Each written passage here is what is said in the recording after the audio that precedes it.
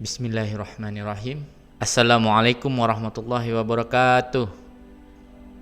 Hai sahabat Tua Masjid, ketemu lagi kita di sesi pembacaan biografi 60 sahabat Nabi yang kali ini mendapat giliran yaitu sahabat Sa'id bin Amir, yaitu yang diberi gelar oleh Rasulullah beserta sahabat lainnya pemilik kebesaran di balik kesederhanaan. Untuk yang belum subscribe, jangan lupa ditekan tombol merahnya agar supaya bisa membantu untuk perkembangan channel kita ke depannya. Dan juga jangan lupa di-share ya buat sahabat-sahabatnya yang lain agar kita sama-sama memiliki wawasan dan ilmu yang luas tentang Islam. Insyaallah semua yang akan kita lakukan akan diberikan pahala yang berlimpah oleh Allah Subhanahu wa taala. Amin amin ya rabbal alamin. Baik, sebelum kita mulai, mari kita sama-sama membacakan basmalah. Bismillahirrahmanirrahim. Semoga yang dibacakan ini bisa menjadi ibrah dalam kehidupan kita. Sa'id bin Amir, pemilik kebesaran di balik kesederhanaan. Siapakah di antara kita yang mengenal nama Sa'id bin Amir? Pernah mendengarnya sebelum ini? Kemungkinan besar banyak di antara kita, kalau tidak boleh dikatakan semua, yang belum pernah mendengarnya sama sekali. Saya yakin bahwa sekarang sahabat-sahabat semua pasti menunggu dan bertanya-tanya, siapakah kiranya Sa'id bin Amir ini? Nah, sekarang Anda akan mengetahui siapa sejatinya tokoh tersebut. Ia adalah seorang sahabat Rasulullah Sallallahu Alaihi Wasallam yang utama, walaupun namanya tidak seharum nama mereka yang telah terkenal. Ia adalah salah seorang yang bertakwa dan tidak menonjolkan diri. Mungkin ada baiknya kita kemukakan di sini bahwa ia tidak pernah absen dalam semua perjuangan dan jihad yang dihadapi Rasulullah SAW. Tetapi itu telah menjadi pola dasar kehidupan semua orang Islam. Tidak selayaknya bagi orang yang beriman akan tinggal berpangku tangan dan tidak turut mengambil bagian dalam apa saja yang dilakukan oleh Nabi SAW, baik saat damai maupun dalam suasana perang. Sa'id menganut Islam tidak lama sebelum pembebasan Khaybar. Sejak ia memeluk Islam dan berbaiat kepada Rasulullah SAW, seluruh kehidupannya, eksistensi dan nasibnya dibaktikan untuk kepentingan Islam dan Rasulullah SAW. Ketaatan, kezuhudan, kesolehan, keluhuran, ketinggian serta segala sifat dan tabiat utama sangat lekat pada diri manusia suci dan baik ini. Subhanallah, ketika kita berusaha menemui dan menjajaki kebesarannya, hendaklah kita bersikap hati-hati dan waspada agar kita tidak terlena oleh godaan pikiran yang selalu tertuju pada kemegahan, sehingga banyak hal penting yang justru terabaikan dan lepas dari pantauan. Pasalnya, ketika pandangan kita tertuju pada Sa'id dalam kumpulan orang banyak, tidak tampak suatu keistimewaan yang akan memikat dan mengundang perhatian kita. Mata kita akan melihat dia sebagai salah seorang anggota regu tentara dengan tubuh berdebu dan berambut yang kusut masai. Baik pakaian maupun bentuk lahirnya tidak sedikit pun berbeda dengan golongan miskin lainnya dari kaum muslimin. Seandainya yang kita jadikan ukuran itu pakaian dan tampilan luar, kita tidak akan menemukan petunjuk yang akan menyatakan siapa sebenarnya ia. Kebesaran tokoh ini lebih banyak yang tersembunyi dan berada di dalam daripada yang tersembul di permukaan luar yang kemilau. Kebesaran itu jauh tersembunyi di sana. Di balik kesederhanaan dan kesahajaannya, apakah Anda sekalian tahu tentang mutiara yang terpelihara di dalam perut kerang? Nah, keadaannya boleh diibaratkan seperti itu. Ketika Amirul Mukminin Umar bin Al-Khattab memberhentikan Muawiyah dari jabatannya sebagai kepala daerah di Syria, ia menoleh kiri dan kanan mencari seseorang yang akan menjadi penggantinya. Cara yang digunakan Umar untuk memilih pegawai dan pembantunya merupakan suatu cara yang mengandung segala kehati-hati, ketelitian, dan pemikiran yang matang.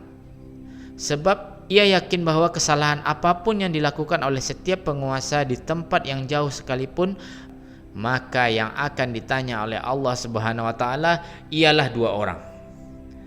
Yang pertama itu Umar, dan kedua penguasa baru yang melakukan kesalahan itu. Karena itu, syarat-syarat yang diberlakukan olehnya untuk menilai orang dan memilih para pejabat pemerintahan sangat berat dan ketat, serta didasarkan atas pertimbangan tajam dan sempurna, lebih dalam daripada ketajaman mata telanjang dan penampilan luar. Syria ketika itu merupakan wilayah yang modern dan besar, sementara kehidupan di sana sebelum datangnya Islam mengikuti peradaban yang silih berganti.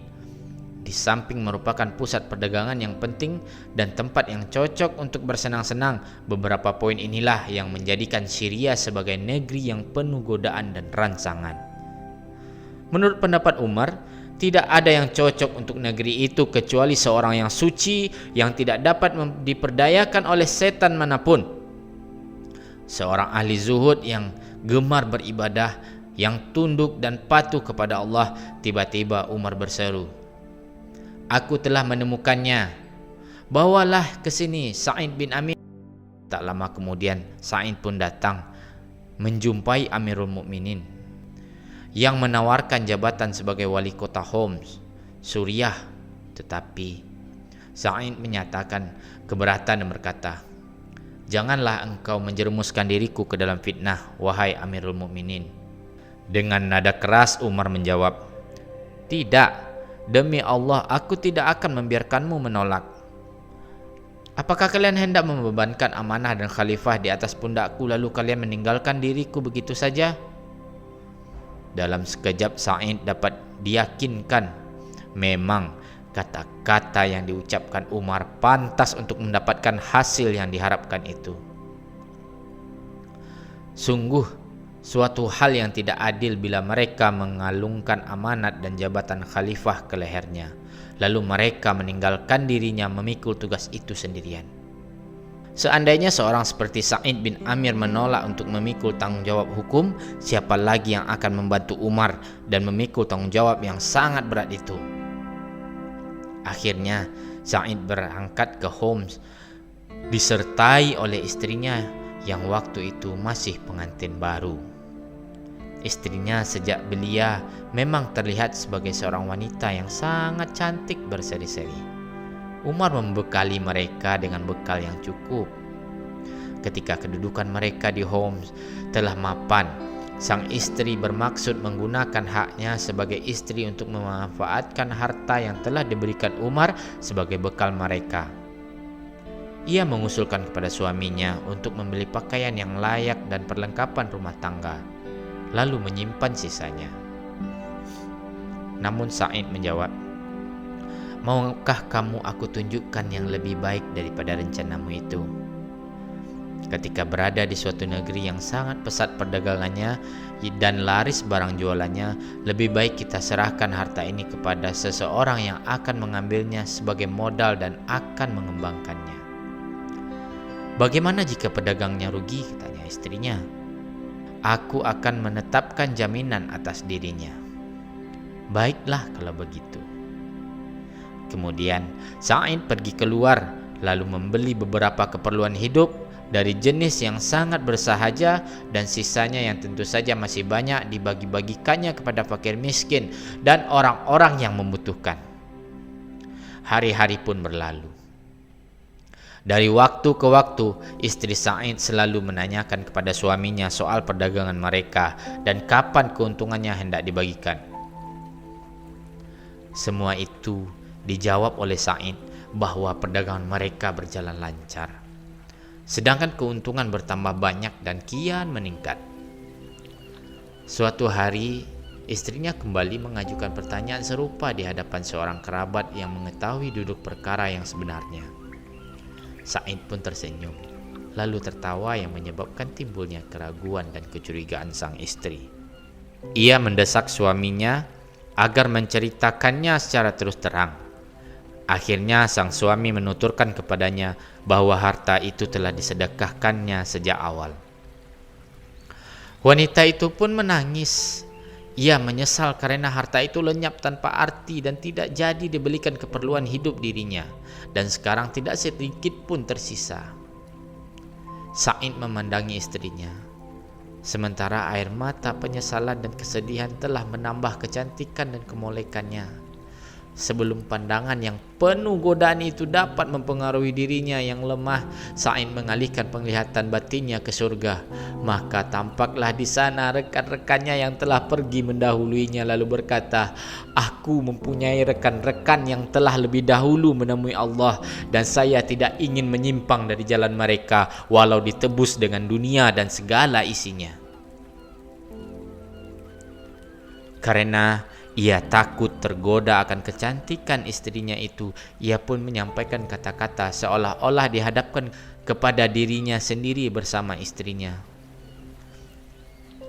"Bukankah kamu tahu bahwa di dalam surga itu banyak terdapat gadis-gadis cantik yang bermata jeli, hingga andai seorang saja di antara mereka menampakkan wajahnya di muka bumi, seluruhnya akan terang benderang, dan tentulah cahaya akan mengalahkan sinar matahari dan bulan. Maka mengorbankan dirimu demi untuk mendapatkan mereka tentu lebih wajar dan lebih utama daripada mengorbankan mereka karena dirimu."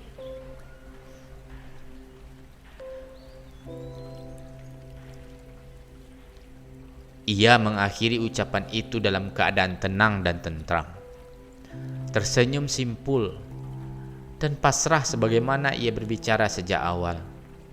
Istrinya diam dan sadar bahwa tidak ada yang lebih utama baginya daripada meniti jalan kebahagiaan untuk akhirat. Akhirnya ia berupaya mencontoh sifat zuhud dan ketakwaan suaminya. Pada saat itu, Homs digambarkan sebagai khufah kedua. Hal itu disebabkan sering terjadinya pembangkangan dan kedurhakaan penduduk terhadap para pembesar yang memegang kekuasaan, dan karena kota Kufah dianggap sebagai pelopor Islam soal pembangkangan ini, Homs diberi julukan sebagai Kufah kedua karena bagaimanapun gemarnya orang-orang Homs ini menentang pemimpin-pemimpin mereka, sebagaimana yang kita sebutkan terhadap hamba yang soleh ini, yakni Sa'id, hati mereka dibukakan Allah hingga mereka cinta dan taat kepadanya. Suatu hari, Umar menyampaikan berita kepada Sa'id. "Orang-orang Syria mencintaimu," Sa'id mengomentari. "Itu mungkin karena aku suka menolong dan menghibur mereka." Namun sebesar apapun cinta warga kota Homs terhadap Sa'id, keluhan dan pengaduan tetap saja tidak dapat dielakkan. Sekurang-kurangnya untuk membuktikan bahwa Homs masih tetap menjadi saingan berat bagi Kufah di Irak. Suatu ketika, Amirul Mukminin Umar berkunjung ke Homs dan bertanya kepada penduduk yang sedang berkumpul tentang Sa'id. "Bagaimana pendapat kalian tentang Sa'id?" Sebagian hadirin tampil ke depan mengadukannya, tetapi rupanya pengaduan itu mengandung berkah, sehingga dengan demikian terungkaplah dari satu segi kebesaran pribadi tokoh kita ini, kebesaran yang sangat menakjubkan. Dari kelompok itu yang mengadukan, Umar meminta agar mereka mengemukakan titik-titik kelemahannya satu demi satu. Juru bicara kelompok tersebut maju dan mengatakan, "Kami mengeluhkan 4 perkara dari dirinya. Yang pertama, ia tidak keluar untuk menemui kami hingga menjelang siang. Yang kedua, ia tidak mau melayani orang pada waktu malam hari. Yang ketiga, setiap bulan ada 2 hari di mana ia tidak mau keluar untuk kami, sehingga kami tidak dapat menemuinya. Ada satu lagi yang sebetulnya bukan merupakan kesalahannya, tapi mengganggu kami, yaitu bahwa sewaktu-waktu ia jatuh pingsan. Umar tertegun sebentar dan memohon kepada Allah dengan ungkapan, "Ya Allah, hamba tahu bahwa ia adalah hamba-Mu yang terbaik. Karena itu hamba berharap firasat hamba terhadap dirinya tidak meleset." Sa'id pun dipersilahkan untuk membela dirinya. Ia pun berkata, "Mengenai tuduhan mereka bahwa saya tidak keluar hingga menjelang siang, demi Allah sebetulnya saya tidak hendak menyebutkannya.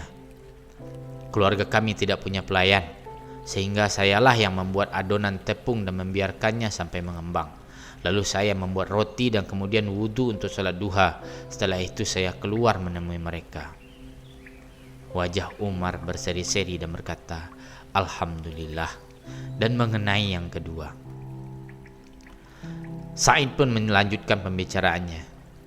"Adapun tuduhan mereka bahwa saya tidak mau melayani mereka pada waktu malam, demi Allah saya sebenarnya tidak suka menyebutkan sebabnya. Saya telah menyediakan siang hari bagi mereka, sedangkan malam hari bagi Allah Ta'ala. Subhanallah." Keluhan mereka bahwa 2 hari setiap bulan saya tidak menemui mereka, itu karena saya tidak punya pelayan yang akan mencuci pakaian, sedangkan saya tidak punya baju yang lain. Jadi saya memanfaatkan hari itu untuk mencucinya dan menunggu sampai kering, dan di akhir siang saya bisa menemui mereka. Kemudian tentang keluhan mereka bahwa saya sewaktu-waktu jatuh pingsan, itu karena ketika di Mekah dulu saya telah menyaksikan Khubayb Al-Ansari jatuh tersungkur. Tubuhnya disayat-sayat oleh orang-orang Quraisy dan mereka menyeret tubuhnya sambil menanyakan kepadanya, "Maukah tempatmu ini diisi oleh Muhammad sebagai gantimu, sedangkan kamu berada dalam keadaan sehat walafiat?" Khubayb menjawab, "Demi Allah, aku tidak ingin tinggal dalam keselamatan dan kesenangan dunia bersama anak dan istriku. Sementara Rasulullah SAW ditimpa bencana, walau oleh hanya tusukan duri sekalipun. Setiap terkenang peristiwa yang aku saksikan itu, dan ketika itu aku masih dalam keadaan musyrik, lalu teringat bahwa aku berpangku tangan dan tidak mengulurkan tangan untuk menolong Khubayb. Tubuhku gemetar karena takut siksaan Allah, hingga ditimpa penyakit yang mereka katakan itu." Sampai di situ berakhirlah kata-kata Sa'id. Ia membiarkan kedua bibirnya basah oleh air mata yang suci mengalir dari jiwanya yang soleh. Mendengar itu Umar tidak mampu menahan rasa harunya, sehingga ia pun berseru karena sangat bergembira, "Alhamdulillah, dengan taufiknya firasatku tidak meleset." Ia lalu merangkul dan memeluk Sa'id serta mencium keningnya yang mulia dan bersinar cahaya. Petunjuk macam apakah yang telah diperoleh makhluk seperti ini? Guru seperti apakah sebenarnya Rasulullah SAW itu? Seperti apa sejatinya cahaya kitabullah? Corak madrasah yang telah memberikan bimbingan dan meniupkan inspirasi manakah agama Islam ini? Dan mungkinkah bumi dapat memikul di atas punggungnya jumlah yang cukup banyak dari tokoh-tokoh berkualitas demikian? Sekiranya mungkin, tentulah ia tidak disebut bumi atau dunia lagi. Lebih tepat bila dikatakan surga Firdaus, sungguh ia telah menjadi Firdaus yang telah dijanjikan Allah. Dan karena Firdaus itu belum tiba waktunya, orang-orang yang lewat di muka bumi dan tampil di arena kehidupan dari tingkat tinggi dan mulia seperti ini sangat sedikit dan jarang adanya.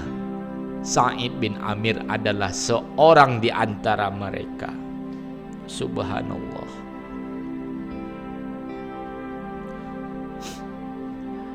Uang tunjangan dan gaji yang diperolehnya sangat besar, sesuai dengan kerja dan jabatannya. Ia hanya mengambil untuk keperluan dirinya dan istrinya, sedangkan selebihnya dibagi-bagikan kepada keluarga-keluarga lain yang membutuhkannya. Suatu saat seseorang menasihatinya, "Manfaatkanlah kelebihan harta ini untuk melapangkan keluargamu sendiri dan famili mertuamu." Ia pun menjawab, Mengapa keluargaku dan famili mertuaku saja yang harus lebih kuperhatikan? Demi Allah, tidak.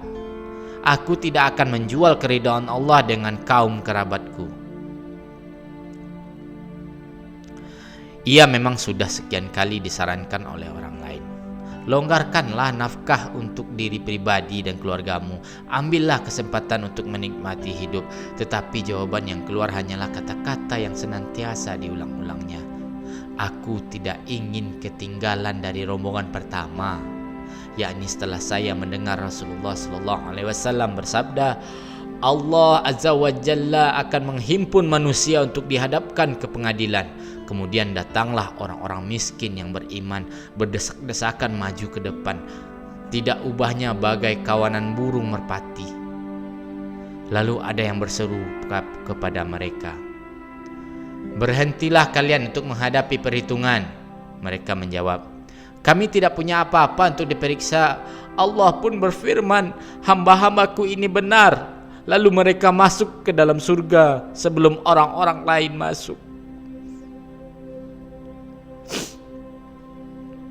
Pada tahun 20 Hijriah, Sa'id bin Amir pulang ke rahmat Allah dengan lembaran yang paling bersih, hati yang paling suci, dan kehidupan yang paling cemerlang.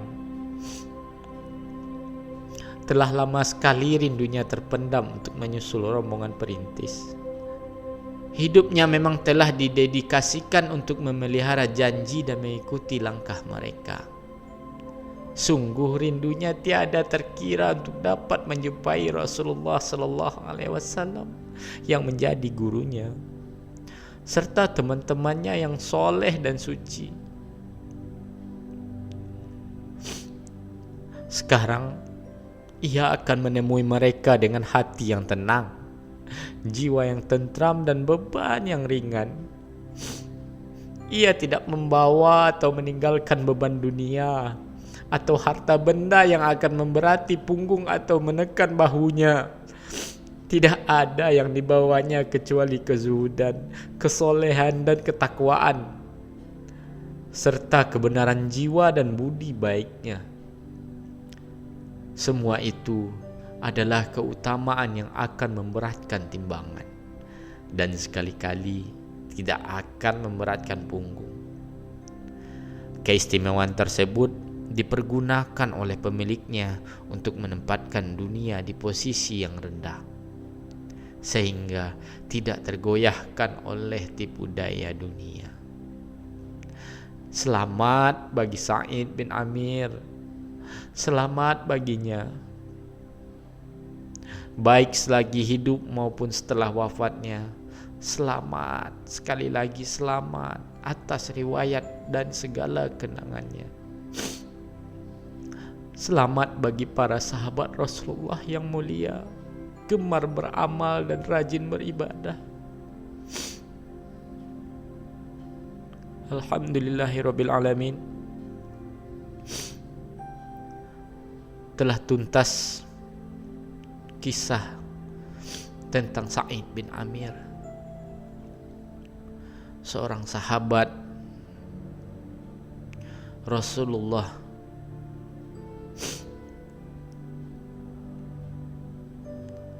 salah satu penghuni surga Firdaus. Insyaallah bisa untuk menjadi panutan bagi kita untuk tidak zuhud kepada kehidupan dunia.